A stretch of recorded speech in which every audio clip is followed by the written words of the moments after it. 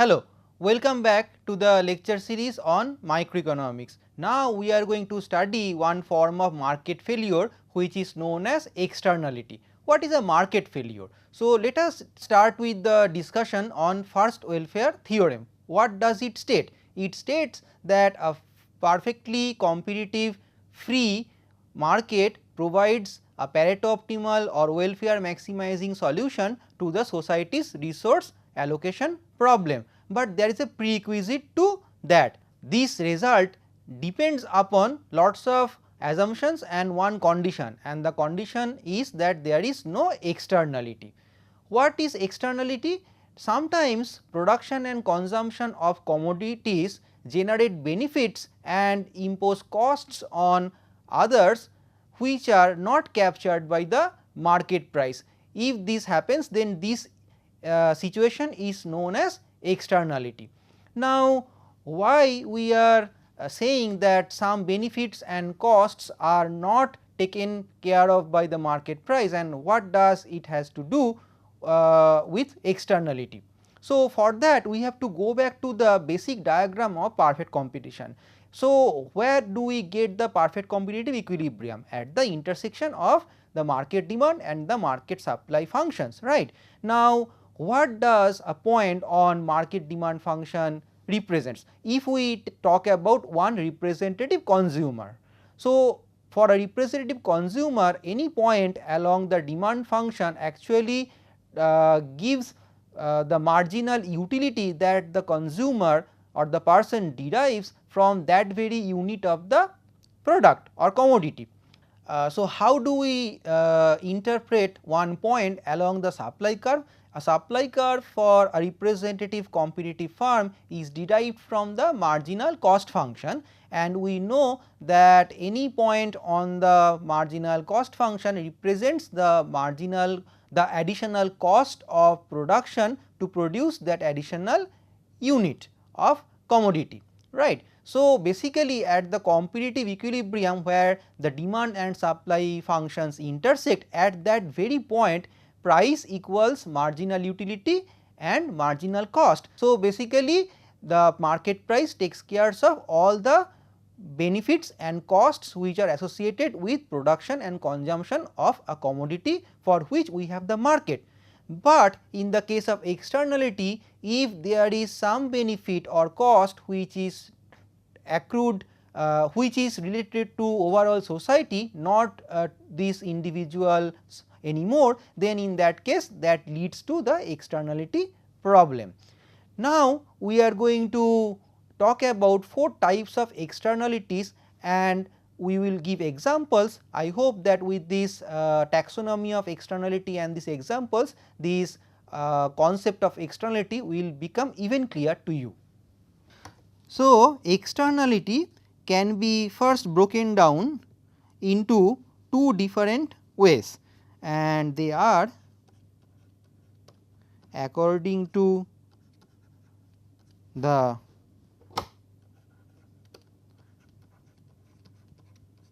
direction of the impact,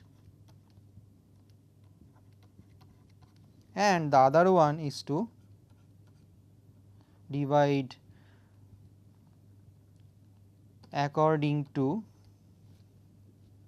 the end point or receiving point.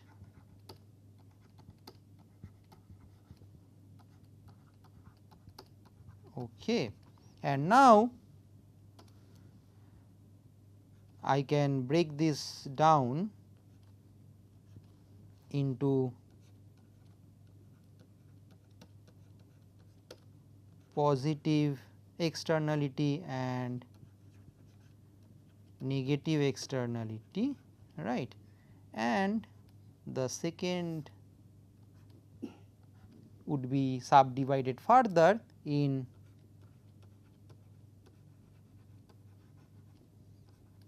production and consumption externality, right. So, now let us discuss these 4 types of externalities 1 by 1. So, when the externality is in form of cost imposed on the others without paying for it, that is known as a negative externality.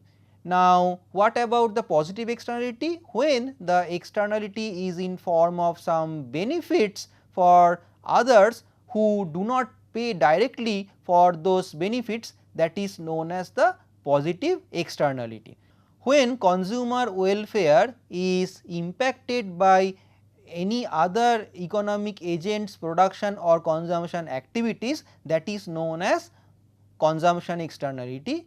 And if farm's production possibilities or producer welfare is being impacted by some activities, production or consumption activities of other economic agents, then that is known as production externality. Now, let us think about some examples. Okay, so let us give an example of positive production externality to start with. So, one can think about ecosystem services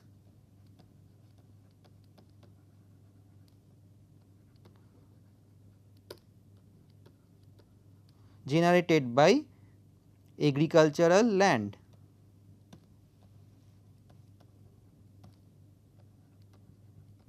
So, basically we are talking about some ecological benefits or environmental benefits of crop production in agricultural land, right. So, now let us talk about a negative production externality. So, one can think about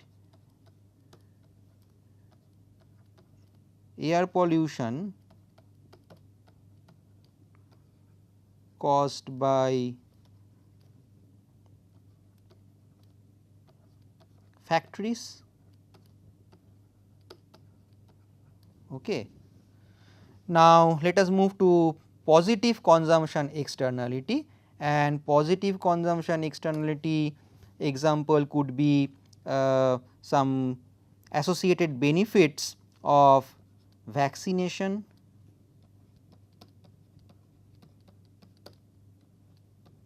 right, and the negative consumption externality could be noise pollution,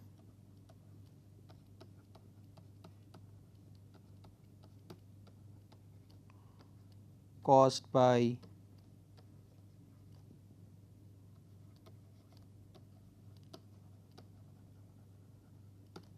community activities, right. Okay. So, now we are going to look at simple analysis of externality through simple model and graph. First, we are going to show that if externality exists, then the perfectly competitive market provides a suboptimal solution to resource allocation problem. It implies that there will be deadweight loss, so that the social welfare is not maximized under the presence of externality. So, first we are going to discuss the case of a negative externality, and then we will move to the case of positive externality. So, we start with a perfectly competitive market, and let us first draw the demand function.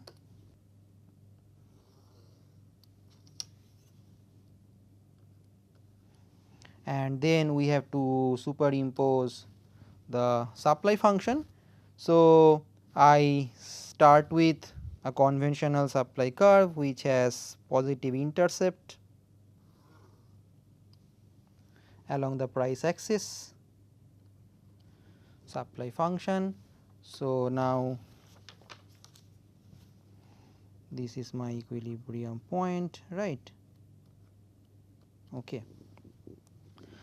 So, let us start with a perfectly competitive market where we have the usual downward sloping demand function and upward sloping supply function, and at the point E the market equilibrium is struck and the market clearing prices and quantities are obtained.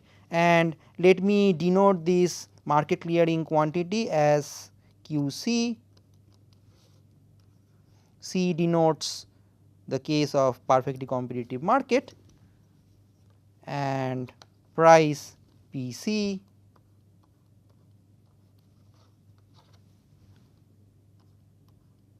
Okay. So, now let us talk about negative production externality. So, suppose we are talking about industrial production, and from the factory chimneys this smoke comes out, and the smoke has some social cost in terms of damages it creates. So, there could be health problems and other problems associated with the air pollution that is generated by this industrial production units. So, suppose I assume, it is a simple assumption, that my marginal damage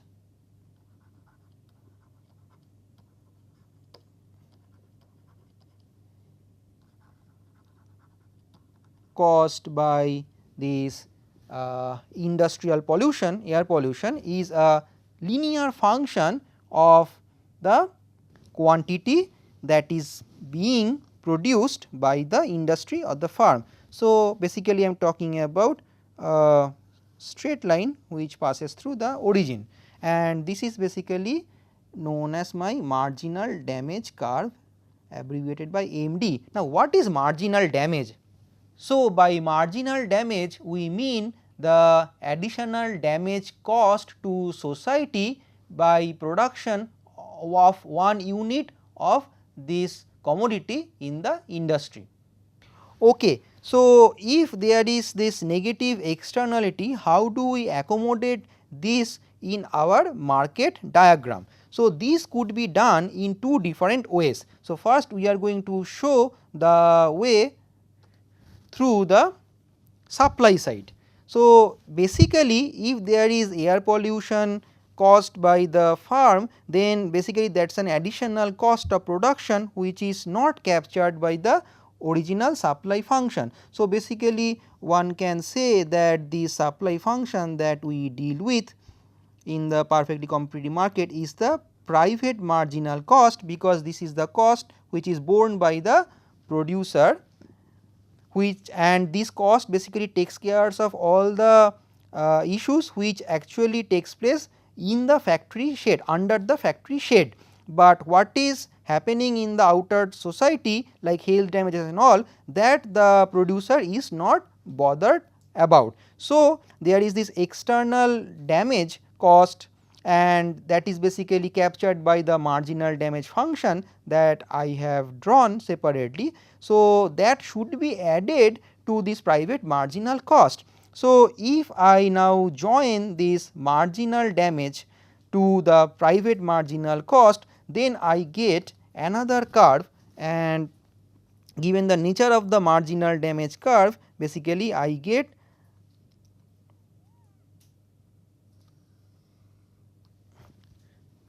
another straight line, and this straight line basically represents what?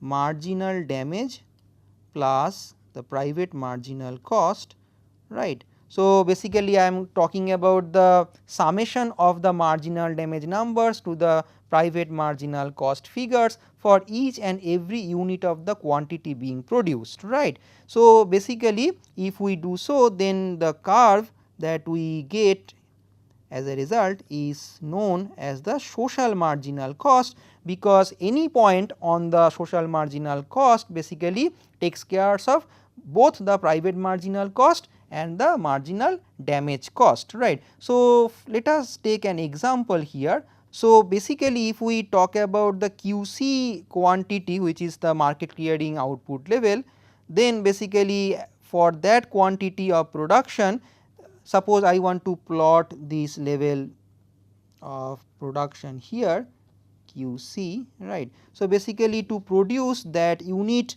of those units of the output, the firm is also causing some kind of air pollution, and that is basically creating some damage to the society, and the marginal damage is given by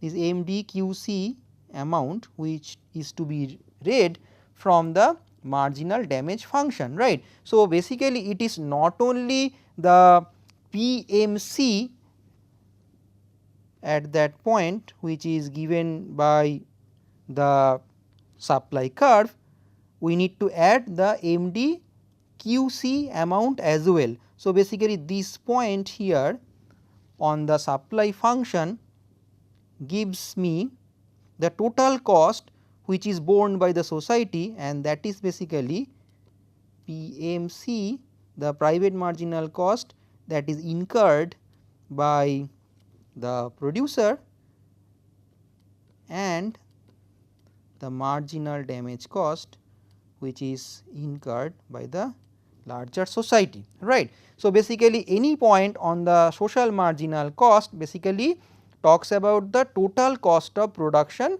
So, this total cost of production has two components, one is this private marginal cost and the other one is basically the external marginal cost which is to be borne by the society, right.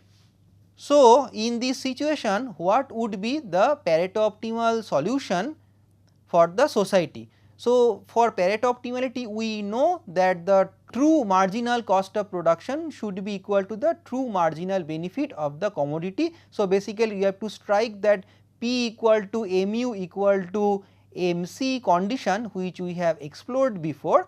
Now, those MC and mu figures should be the total figures of the society, right. So, there should not be any hidden benefit, there should not be any hidden cost. So, if that is the case, then how to find the equilibrium or how to find the Pareto optimal solution?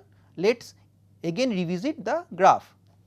So, the intersection point of this demand function and the social marginal cost function, which is basically given by this point say E prime, is a point where the social marginal cost is equal to the social marginal benefit. Okay.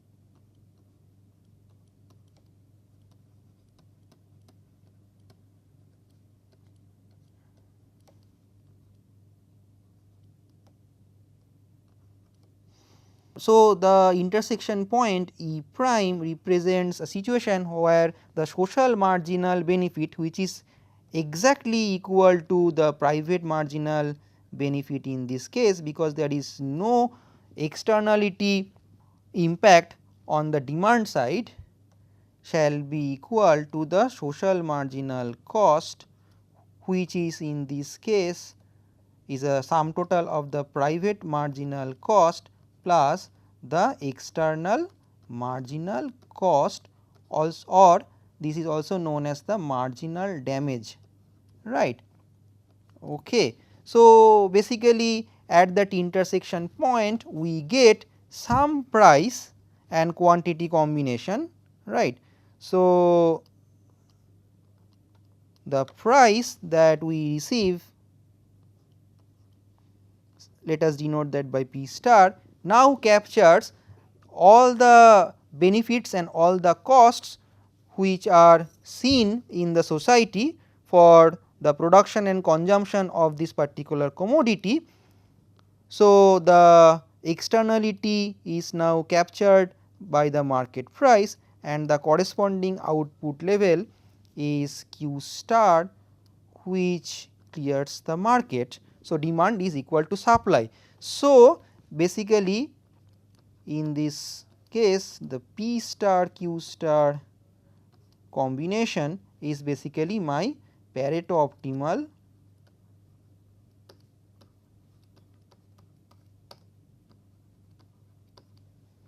solution in the presence of externality. Okay. Note that as we have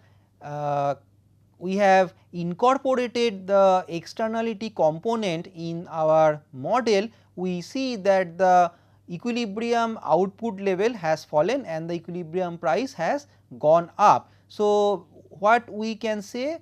We can say that in the presence of externality, negative externality, the competitive market outcome provides an output level which is basically higher than the Pareto optimal level of the output level. So, basically the commodity is being overproduced because there is no market for the bad, which is pollution, being produced as a byproduct of this commodity. So, basically this pollution is not priced and that creates the market failure problem.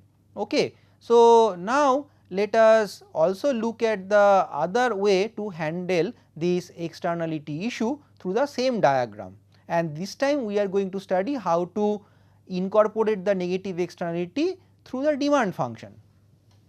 So, note that last time we have added the marginal damage caused by the production and we have treated that as a hidden cost of production, but we can also say that if pollution is created, that will basically lead to some health impacts and all, and basically this negative utility which is being generated from the production and consumption of this commodity is not captured in the market price. So, to say that the consumers also do not pay a price which is basically capturing the society's total benefit or net benefit from this commodity. Basically what we see here, that each point on this demand function, say a point here or a point there, is basically not representing the society's true benefit from consumption of this commodity. Although there is a positive utility generated by consumption of this commodity, but there is a damage caused by the production of this commodity as well. So, basically if we deduct the damage from the utility of consumption from this commodity, we will get the net utility of the commodity for the society. So, we can also deduct the damage figures that we obtain from the marginal damage diagram from the demand function, and if we do so for all units of the quantity, then we get a shift, a rotation of the demand function, and this rotation will be inward given the nature of the marginal damage function we have, and we get basically this violet colored demand function, which we can now write as marginal social benefit, which is basically equal to the marginal private benefit, which is basically given by the demand function, minus the marginal damage caused by the production of the commodity. Now, note that interestingly I found an intersection of this MSB, marginal social benefit curve, with the original private marginal cost curve at a point where the Q star is the quantity that is being produced and consumed by the society. So, that is basically the Pareto optimal solution of the model. So, basically what do we see from the graph? We see from the graph that it does not matter from which route we want to incorporate the externality effects, the final outcome is the same. So, it does not matter whether we shift the demand function or the supply function, we get the same quantity of Pareto optimal level of output, but the lesson is that we should not shift both the curves simultaneously. Now, we are going to move to the discussion of deadweight loss associated with a negative production externality. Okay. So, now let us consider a diagram where we could do our deadweight loss analysis for the negative externality. So, as it is a complicated diagram, we have drawn it before. Now, note that at the intersection of the supply and demand function, when we ignore the presence of negative externality, I get my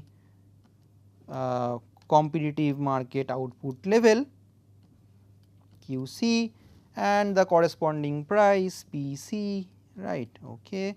And then at the intersection of the social marginal cost and the demand function, we get our Pareto optimal solution to the problem Q star P star, and note that here we have accommodated the presence of negative production externality through the supply side of the story. Okay. Now, we go for the deadweight loss calculation from the diagram. We have already marked the areas with some alphabets. Let us use these alphabets in order to compute the deadweight loss. Okay. So, first we are going to list down our components of deadweight loss calculation or social welfare calculation. So, basically first we need to talk about the consumer surplus, then we need to talk about the producer surplus. There is this externality thing as the new component, right, and finally there is this society, which is basically total of sum total of these three components, right. Okay. So, now let us look at the numbers. So, here we see that for consumer surplus we have A plus B plus C plus D. This is emerging from the perfectly competitive market outcome. Now, the producer surplus is basically the area E, F, G and H, right. Okay. Now, the externality is basically given by the area which is basically in between the private marginal cost curve and the social marginal cost curve, and bounded by the straight line which is drawn as vertical one from the QC level of output, right. So, it is basically I plus F plus G plus C plus D plus J. Now, note that it is a negative externality. So, I have to use this negative sign in front of all the elements. Okay. So, if we sum these individual welfare components, then basically many alphabets will fall off after cancelling with each other. So, finally, we are left with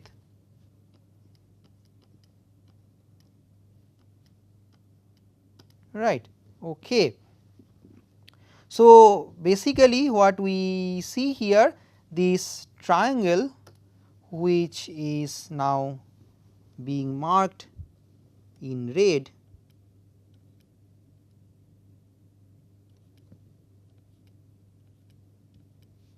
is giving me the deadweight loss associated with the negative production externality, and this is due to the overproduction of the commodity by the market when it does not capture the externality impacts. Okay.